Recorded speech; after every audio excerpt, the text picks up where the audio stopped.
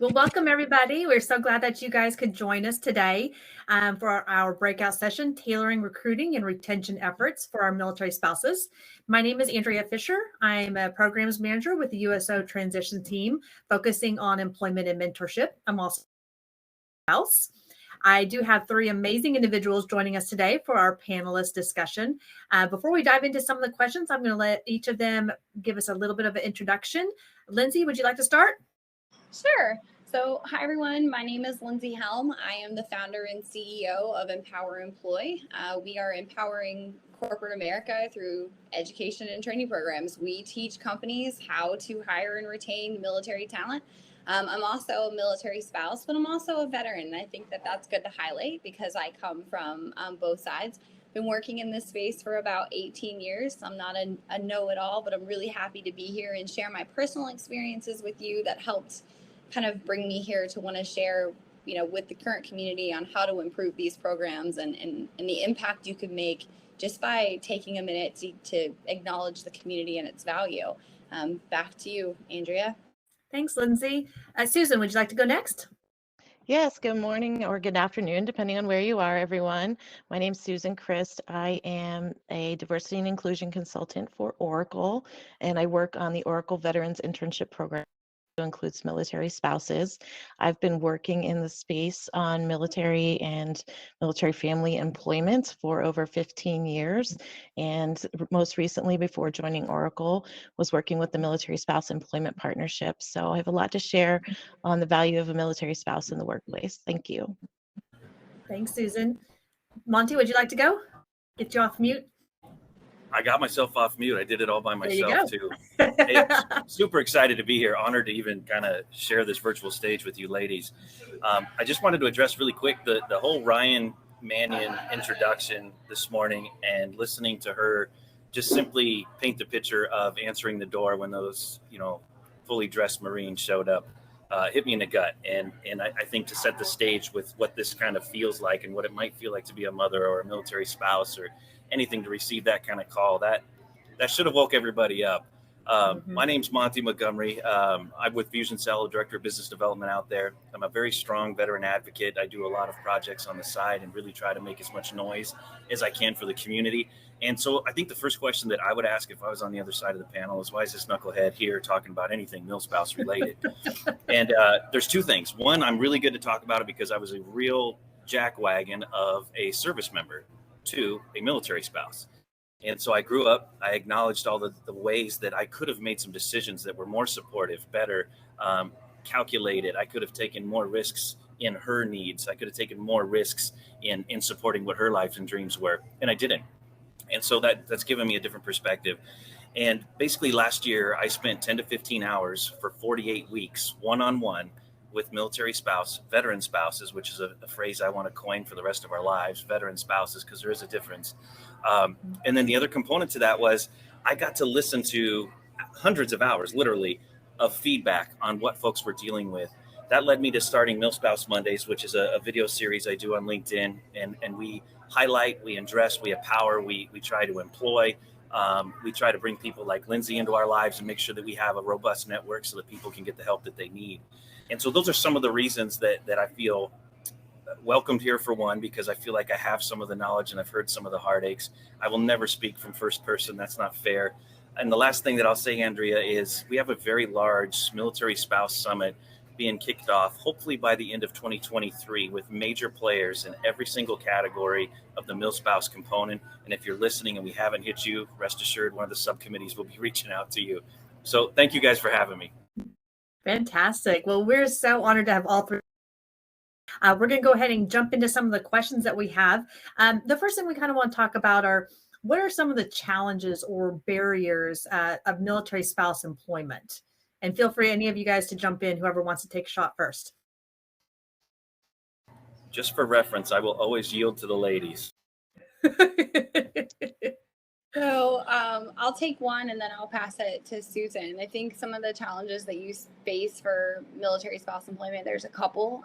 One is definitely licensing. If you have kind of a professional degree and it requires licensing and you have to bounce from state to state, that's an issue. Constantly moving is kind of a a given, right? Gaps in resumes are also kind of viewed as job jumping. That's not really the case. And I think just realizing the operations tempo or life structure behind this, you know, it's a lifestyle. It's not necessarily by choice. I think those are three that come to mind really quickly that we could probably talk on forever. What about you, Susan? I would say also the inability to build a network because of frequent moves. Those gaps in the resume are certainly challenging for military spouses, but just really understanding who our spouses are. We have over 600,000 spouses, active duty spouses in the labor force today, with a 22% unemployment rate. So, you know, the challenges are significant. I honestly think the limiting factors begin with the lack of education for our employment partners that are out there. Corporate America needs to wake up to this talent pool, and they need to make some really tiny adjustments and flexibility in order to employ a group of people that are wildly educated and highly capable. These are you can take your opportunity to describe what a veteran is, and you can take 95% of that and slap those descriptions right onto a military spouse. And in some capacities, they're better at it than the service member is. So to me, I think one of the largest limiting factors is the capability of corporate America to fully understand what this group of individuals brings to the table and how to handle their limiting factors. To me, that makes the biggest difference. And I do believe that there's some other things. There's resentment, there's mental health, there's a lot of other things that we're talking about. But as I understand it today, is about tailoring, recruiting, and employment. Absolutely. And Monte, we'll come back to you because that is very applicable to one of the other things that we were going to talk about. Real quick, what are some of the benefits of hiring military spouses when you kind of talk about those skills and stuff? So what are those, you know, those forefront things that you see as far as why an employer should look at a military spouse? I would say just unmatched resilience and dedication is definitely one. Military spouses are definitely more educated than their civilian counterparts, and they have a lot of varied experiences. They bring diversity to the workforce and cultural awareness to the workforce.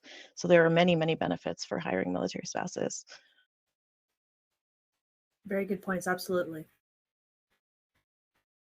Now, talking, Monte, about the kind of the corporate awareness piece and making those adjustments. What are some of the myths or assumptions that employers and hiring managers make when it comes to a military spouse and finding that right fit for their positions with a military spouse?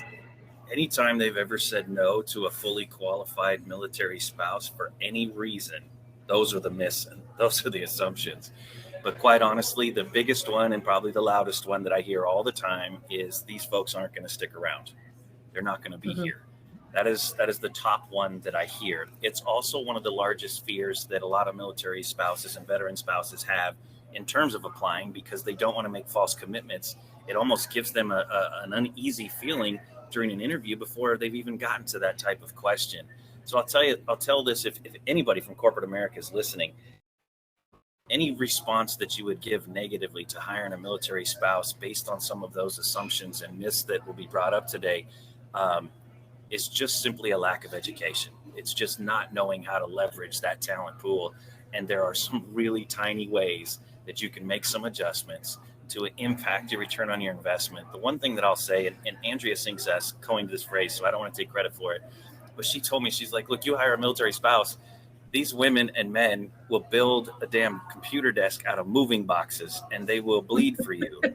They are tenacious, they're flexible, they're gritty, right? They're just capable of solving problems at a rapid pace and getting to the solution, producing results. So any assumption, but that's my point, Andrea. If they say no to a military spouse for any reason other than they're just simply not qualified, I get that response. Anything else, it's a myth or assumption. Right. I think that the assumption that military spouses are going to be leaving and that they move on too quickly is definitely a negative assumption, and it's definitely not true according to the Bureau of Labor Statistics. The average tenure for a military spouse employee is 4.2 years compared to 2.8 years among millennials around the same age. So definitely it's a wrong assumption to assume that military spouses will not have that longevity and that loyalty to the employer. Yeah. And I think that's something, a kind of a hesitation that we see a lot with our military spouses is, what does that look like if we do have to move? What is that going to look like with the company? Are there going to still be an opportunity, because they do want it to make it a career? It's not something that they're just looking to have a position every 6 months. They're wanting that career and that home with that company. So definitely it's a hesitation on their end too. I'd like to encourage corporate America to stop asking the question, how long the service member is going to be there, or how long are they going to be there? You're not asking any other applicants that question at all. Right. Now, it's fair. It's the human condition to be curious about that, because they know that those circumstances. But we have laws and regulations that support fair hiring. It's questions like that need to be added to it. In other words, they need to be taken away from the consideration component. It's not fair. Right. Lindsay, were you going to add something?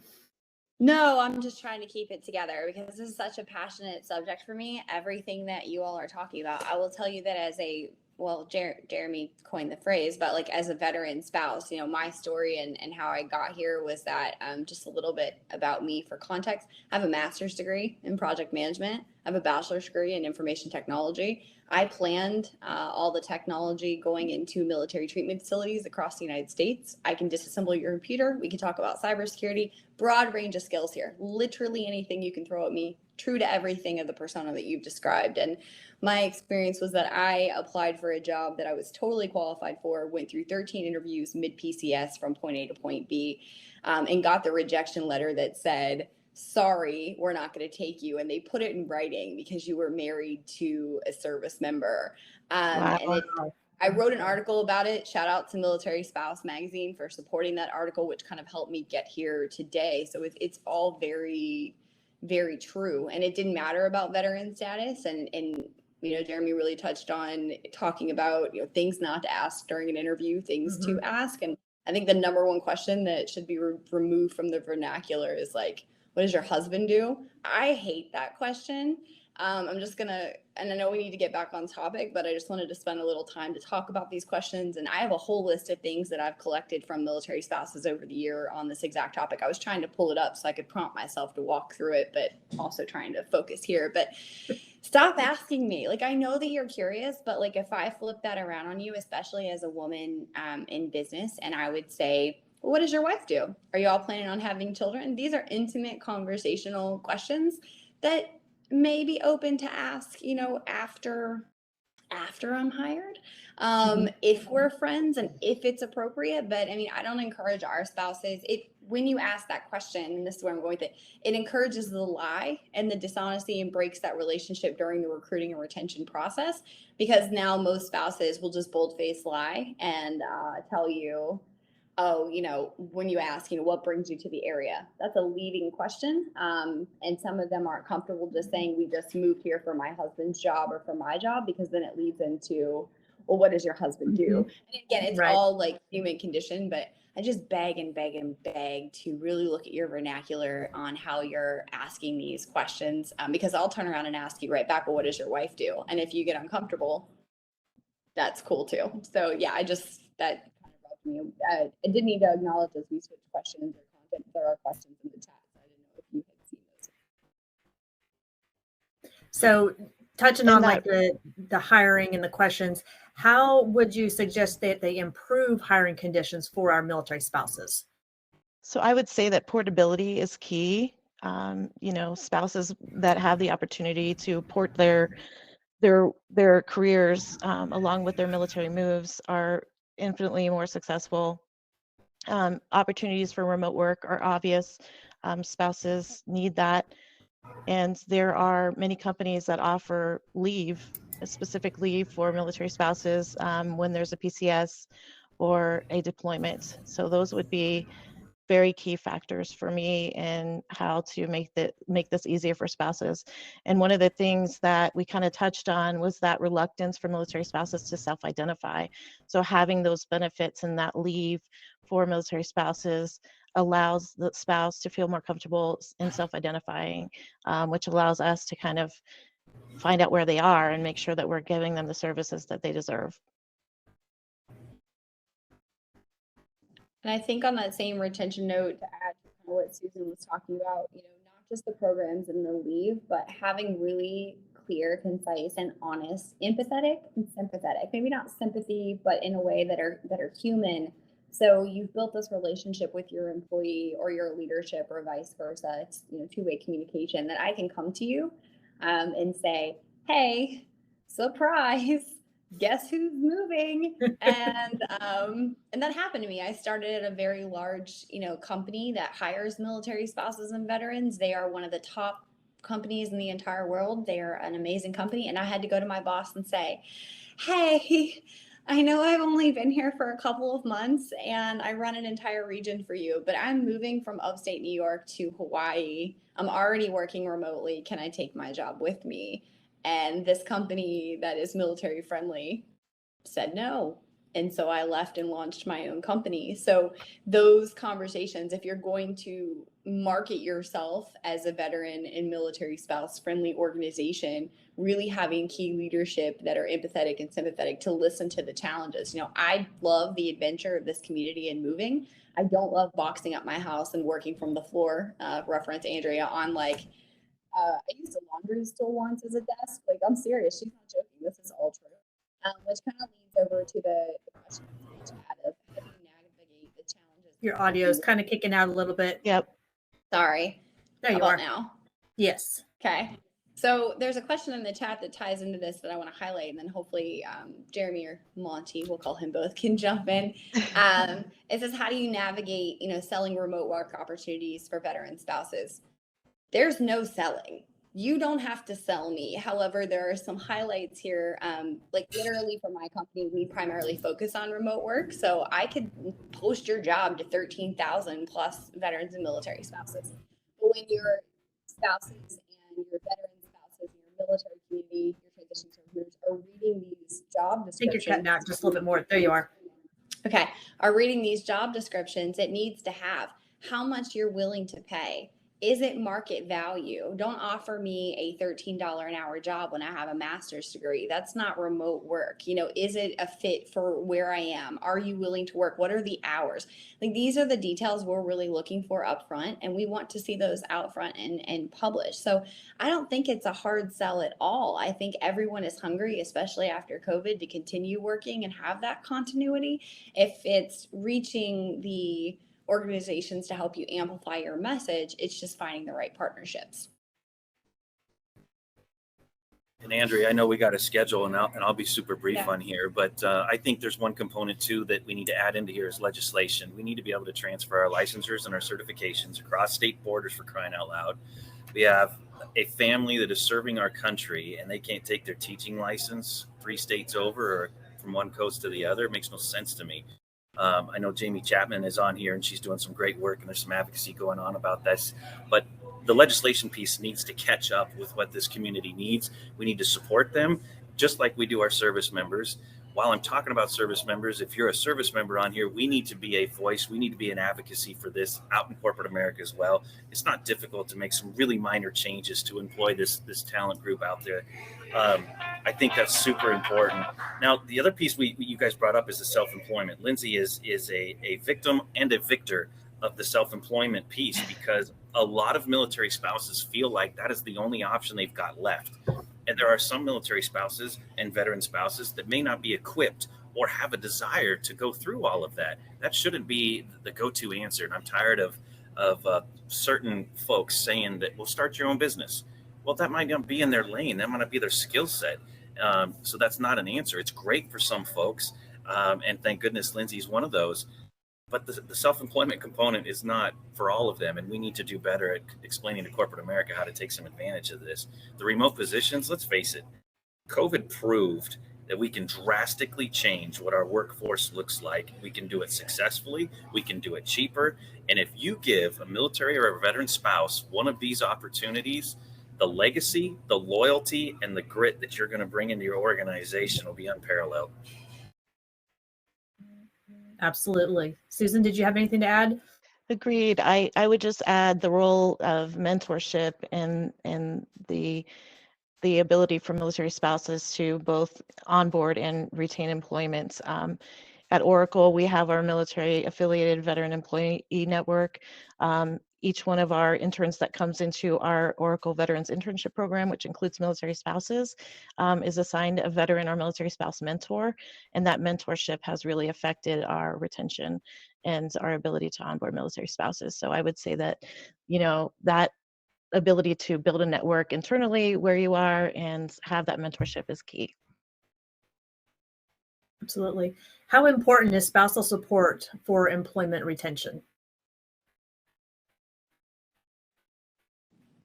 I feel like I've done a lot of talking, so I feel like Susan should take this. But for how important is it? It's super important. The spouse, it all goes back to remembering that we're people, right? So I want to feel supported both from my home life, but I also want my leadership to be involved and know that I can go to them for anything. And I think even if you take the title military spouse off the table and talk about just the basic candidate, if your candidate does not feel supported, if your person does not feel heard, if they are unhappy in the current position, it doesn't challenge them, or the pay isn't right, or whatever their reasoning is, they're going to leave regardless of military affiliation or not. So I think thinking outside the box in that realm is kind of where it's at. But I'll let Susan take over and pop over to her or Danny. Sure, absolutely. I am a veteran and a prior military spouse, so I would say that the support of the family is absolutely key. But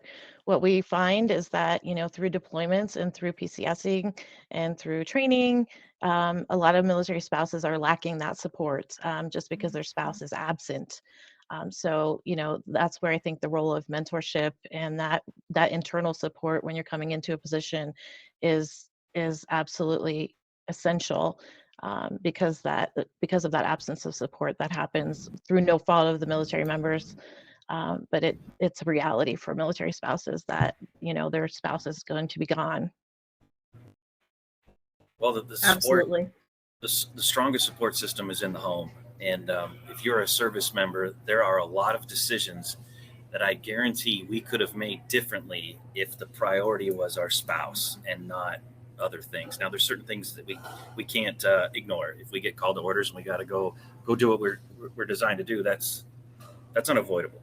But there are certain things that we can do. There are certain PCSs that we accept. There are certain changes in assignment that we go after. Sometimes without regard to what's going on with their military spouse. I hear very, very often there's a lot of resentment there. So one area is the service members. We can do a lot better of making sure that we're listening and that we're hearing what it is that our military spouses and our veteran spouses need to satisfy their hopes and dreams and for their foundation to contribute to their family, which is really kind of what the heart of it is military and veteran spouses. They want to contribute. They want to support. They want to be part of this.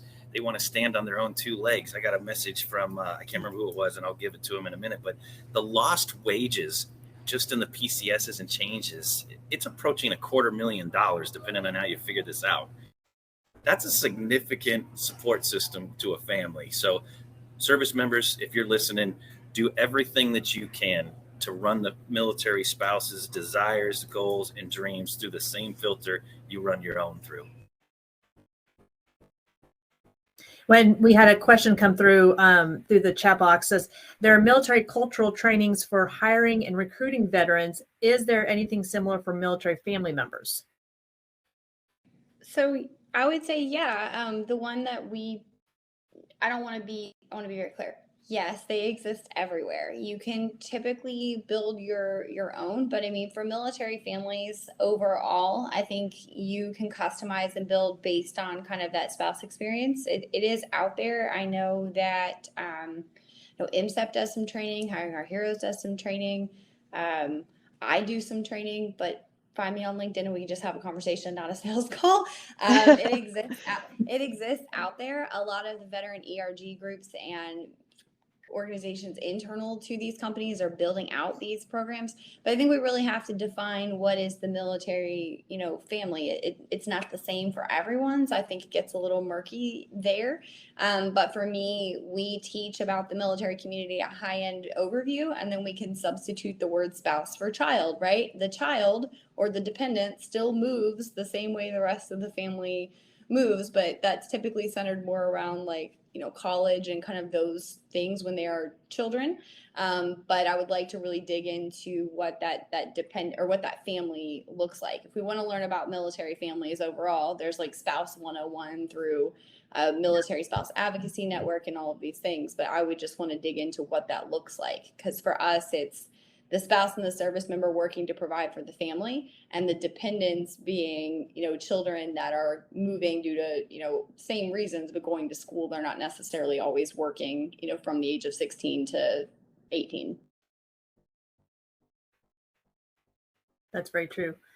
We have something that came through kind of talking about, you touched on it, Monte, with the remote positions and other things. What are some of the approaches that you may have taken your own experience to internal change management, specifically as teams navigate the work arrangement over the last 3 years, from going fully in person, fully remote, now heavily hybrid?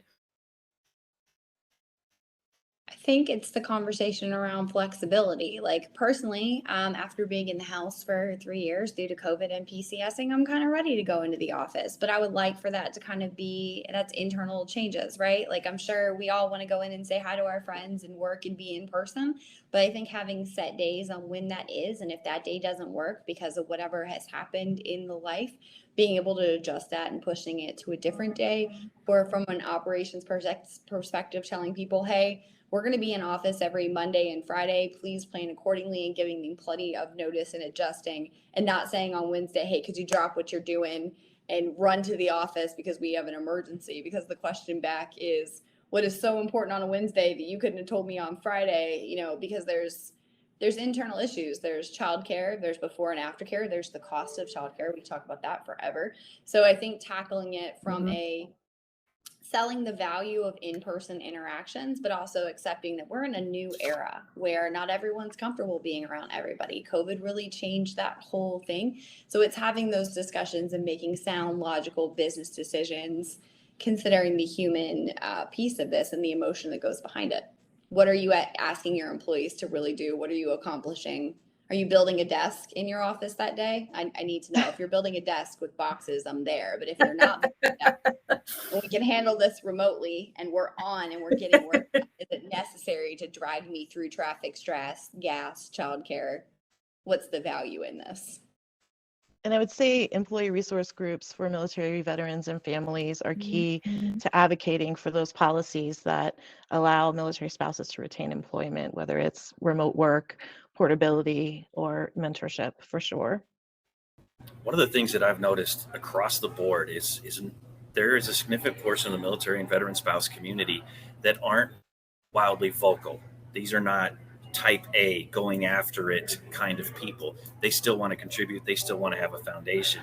I think it's super important that the service member make sure that we communicate all the stuff that we're hearing. There is not a large military spouse community on LinkedIn where a lot of the employment networking is happening, although that's starting to take shape for sure. And now we've got the LinkedIn memberships. Every time a military spouse PCSs, not just one a year or one a lifetime, but every time a military spouse PCSs, they can request their higher level membership with LinkedIn. That's important. The one thing that I want to make sure I plug in here is the major indifference and large gaps for international military spouses. It's a small percentage of our community, but it is they likely would range in the highest percentages of need for support and understanding in these areas that we're talking about. International corporations can really prosper, as well as stateside corporations can really prosper by having somebody in a different time zone with just a little bit of overlap, 2-3 hours of overlap with your employee. And now you've got a 24/7 operation. Now you've got a project that's getting completed overnight. And when you wake up in the morning, it's done. There are some tremendous advantages here. You've got V3 visas that can allow them to come in and out of the country, no problem. They're getting SOFA stamps in 30 days. There's some really cool things that we can accomplish here. And it doesn't take much for you to make an adjustment and not miss out on this kind of talent. Absolutely. I think employers struggle there with the SOFA agreements and with overseas employment of spouses. It's a very murky world for them, and we need more training around that. And I think maybe the Military Spouse Employment Partnership could play a key role there for finding and assembling that support for military spouses overseas. Lindsay, your We can't audio hear is you, out. Lindsay. So that on the SOFA note, it is super important to talk about. I can't believe that didn't already come up. We do teach that, and we help kind of connect employers with how to build out programs, because there are, well, even for me, I'm in Hawaii, right? And people act like Hawaii is not part of the United States. Same thing for Alaska. I know I'm not in Germany and I don't feel the pain, but I'm hearing here in Hawaii specifically, you know, remote opportunities don't exist. A lot of companies that are military friendly won't hire from here because we're a whopping 6 hours behind the rest of the world. But just like Monte, Jeremy said, you have two options. I can be up at 6 a.m. and cover your morning to evening mid shift, or you can go on about your day and I can cover, you know, your afternoon shift. There's just so much here. People in Guam, people in Puerto Rico, people in Japan, people in Korea, people in Spain. But there are that military community that can wholeheartedly do all of that. And I think employers really just need to take a look at Your audio's going out a little bit. There you are. What the legislation says about hiring from the community and not be afraid to do it. You know, grab it. I use hashtag take the helm. So be a leader, grab it by the horns and take it by the helm and like run through it. You're missing out on an overseas population that is willing to do the same work that our people here in the United States, contiguous United States, are willing to do. And that willingness, Lindsay, you demonstrated in our 4 a.m. meeting that we had prior to this. So thank you for that. And I think that is Flexibility. really one. Yeah, that's an example of the resilience and the dedication that you see among military spouses. So thank you for that. And I want to give credit to Casey Valenti in Korea, who really is the one that brought me up to speed on some of the international spouse needs and shortfalls. There is some incredible men and women out there in this community. And Andrea, one of your original questions is, you know, how do we take better care of this? And I got to tell you, there are so many support organizations. You've got the military spouse clubs. You've got some regional spouse clubs. There's so much going on out there. So if you're a service member and you're hearing this, if you're a military spouse and you're hearing this, share this and get this out there. There is a significant portion of junior enlisted spouses that will never hear this. Yeah. And Lindsay Kennedy is doing some amazing space. She's back stateside, but when she was in Korea, her background is legal. And she was out there fighting the good fight as well. I think everybody out of Korea has really just had enough of corporate America's proverbial stuff. And they've decided to rise up and say, we can work, I think it's remote, 39 hours. We don't need a visa. Hire us. We're all sitting here on this peninsula with all kinds of skills. And Lindsay's a lawyer. Like, if a lawyer can't get a job, I can't imagine what it's like to be entry level trying to like kick that door in. So please open up your arms and eyes and let's have this conversations. And then again, you know, there is the note that legislatively,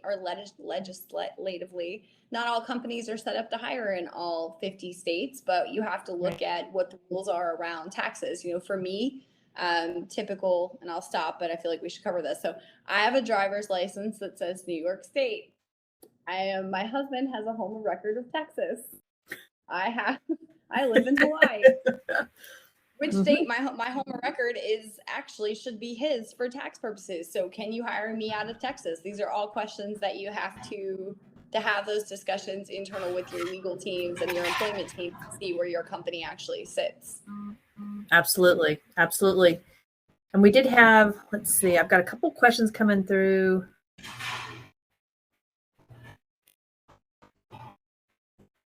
So kind of talking about what you're talking about remotely, setting up to be able to hire in all 50 states, do you feel there are negative perceptions of employers who are not nationwide within the military spouse community if they are unable to employ in a particular state a spouse is moving to?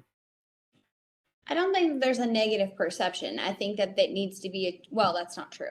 Yes, but not the way that we think about it. I think if you went to one of my peers here in Hawaii, it was, I wish this company hired from here and I don't understand why. I think companies need to be very bold when they do their job positions and say, currently do not have the resources to hire in 50 states or whatever the states are that they're actually hiring from. That is a little bit more clear of a picture so we don't feel ostracized for that move, but understanding that it's not directed at the fact that you're just a spouse. There are just some states that have, I don't know that I should say this, I'm going to say it. There are some states that have hiring requirements that are just crazy, that taxes are through the roof and it's super expensive, regardless of your military affiliation or not. So I think just educating people that this is not because you're a spouse, it's a business decision. Well, they should fix it. That's an argument that internal companies have to have depending on size. You know, we can't, when you use Oracle as an example, we can't tell Oracle you have to hire from Hawaii. If they're as a business not in a growth space, support that action, they're not growing their business and they're putting themselves out an opportunity to create a job for you. So it's a sticky gray area kind of outside their control to some degree. But listen, we're not asking for crazy favors either, are we? Right. We're not asking you to change it. We're asking you to do what's right. This isn't difficult. This isn't rocket science. The questions that we need to be asking is why not? We need to have toddler time here and say, why not? Why can't we change these? Why can't we do that? So it's to me, it's really simple, and it's the willingness to make enough noise to make these people answer that question. Well, you know, we had someone comment on the chat that's talking about that in their annual performance as a manager, it includes veteran hiring. And so making that as part of their goals and part of their metrics. So, you know, how would that look like if we included military spouses? Do you think that would be, it could be seen as a negative and a positive, because are they doing this just because they have to hit this goal? Or are they actually going after it as an approach of, okay, we need to get these skilled individuals into their company? So how do you feel about that? There should be some measurement across the board as far as veteran and military spouse hiring within all the different companies, or, you know, how do you get those to actually look at those kind of demographics? I think setting a goal is how you achieve it, right? So I don't think that that's a negative at all. And I think that one of the big challenges for employers is that military spouses typically do not want to self-identify as a spouse. So it's very difficult to pick up those numbers and have those statistics. So it's essential to have that mentorship opportunity, that ERG that's out there, making the spouses feel welcome and making them feel safe in a safe environment to be able to self-identify. I was just going to say that, creating a safe environment. Look how long it took to fix the Vietnam Era veteran employment issue. Look how long it took to fix the Gulf War veteran employment issues. Like it's going to take a minute. And do I support having some metrics? We measure everything else. Why wouldn't we measure somebody that is the pure foundation of the sovereignty of this country, which is our military spouse, our military families? That is the support structure that allows us to go out and fight for the things that we love. So absolutely, we should have metrics, we should have standards, and we should encourage it. I'm just going to add on. No. I mean, as a program manager, when you're doing project management, everything is based on metrics and milestones. But I think setting obtainable metrics and milestones is really important. I know, shout out to Intuit. I'm going to use them as an example. They are changing the game on this bookkeeping and training program. They have waived the requirement for you to have not real life experience, but like formal experience. Training program. I worked at Intuit as a contractor for about 6 months, and this was their goal. And I laughed out loud because they didn't know. It's okay. They know now. They said, we want to hire 75 military spouse and veteran bookkeepers for the entire year in our brand new training program. What partners do we use to do this? Are we ready to take them in? I laughed out loud, pushed up my sleeves and said, hey, y'all, watch this. And in their first year, they hired 500 military spouse and veterans in their first quarter. I essentially put myself out of a job by doing the all call to bring in that next level of bookkeeper. But as you watch what they're doing, they set that goal and they set it so obtainable that they just like crushed it out of the park. But I would be interested in going back and looking at how many bookkeepers did they hire versus how many stayed, and really digging into why they didn't stay, maybe finding out the bookkeeping them and so forth. So ditto to all of it, just obtainable metrics and tracking. But it all comes into intake from day one when a applicant is coming into your ecosystem. Right. Absolutely. Right. And I think tracking the outcomes. Sure. Those training opportunities being open not only to veterans but to military spouses is key. I know our Oracle Veteran Internship Program welcomed spouses in 2018. Right now, we've got 13 interns in our program, and we have 2 military spouses among them. So every single one of them counts, and we want to count them, and they want to be counted. And I think that's what we're here for. Absolutely. Well, I think we've only got a couple more seconds. So I just want to say thank you, Susan, Monte, and Lindsay, for joining us today and all the insight and information that you brought to us. And thank you all of us that attended for your service and your sacrifice. We greatly appreciate it. And thank you so much for joining.